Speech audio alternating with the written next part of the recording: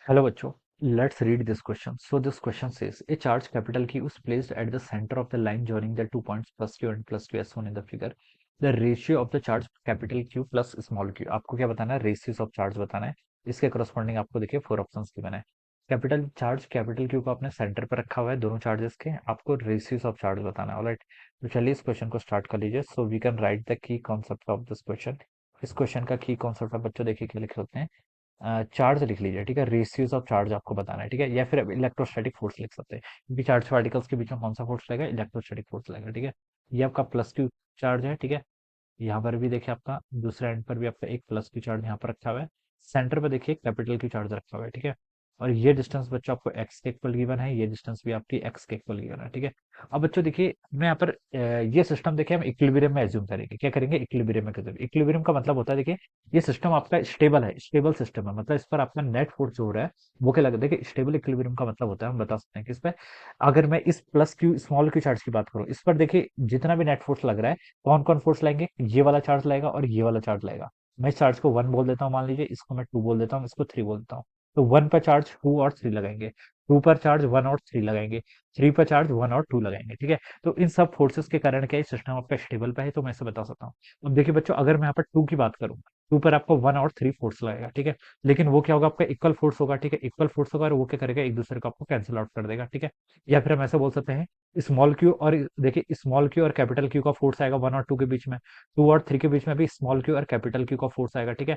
और ये सिस्टम क्या इक्विलिब्रियम पे है, तो ये दोनों आप स्मॉल क्यू कैपिटल की दोनों साइड से आएंगे तो एक दूसरे को कैंसिल कर देंगे, तो वहां से मैं रेशियो तो नहीं मिलेगा, ठीक है. तो मैं क्या करता हूँ बच्चों, वन या ये वन फर्स्ट वाला चार्ज पार्टिकल या फिर थर्ड वाले चार्ज पार्टिकल पर फोर्स निकालता हूँ. इससे कैसे हेल्प हो जाएगी उस पर अभी हम देखते हैं. देखिए ये जो आपका फर्स्ट चार्ज है ये तो स्टेशनरी है, ठीक है. कि आपका this charge particle is at stationary. अब देखिए इस पर नेट फोर्स किस किस कारण लग रहा है?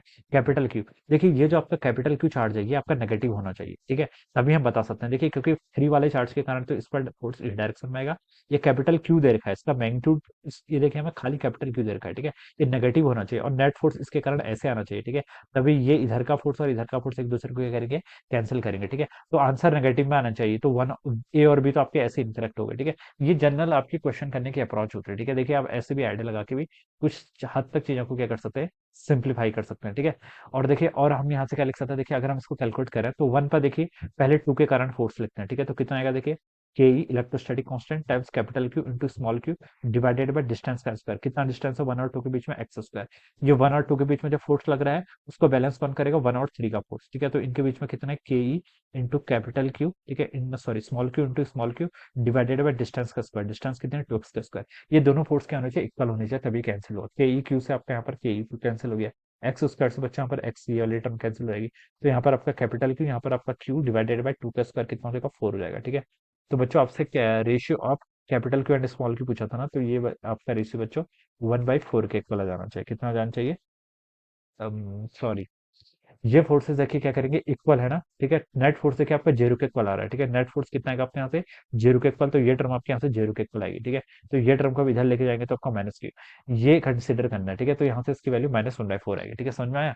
मेरे कहने का मतलब ये है कि देखिए इस पर नेट फोर्स जीरो आना चाहिए, ठीक है. कैपिटल क्यू के कारण भी फोर्स देखिए इस पर क्या आएगा? इस प्लस क्यू चार्ज पे देखिए इतना आएगा कैपिटल क्यू के कारण.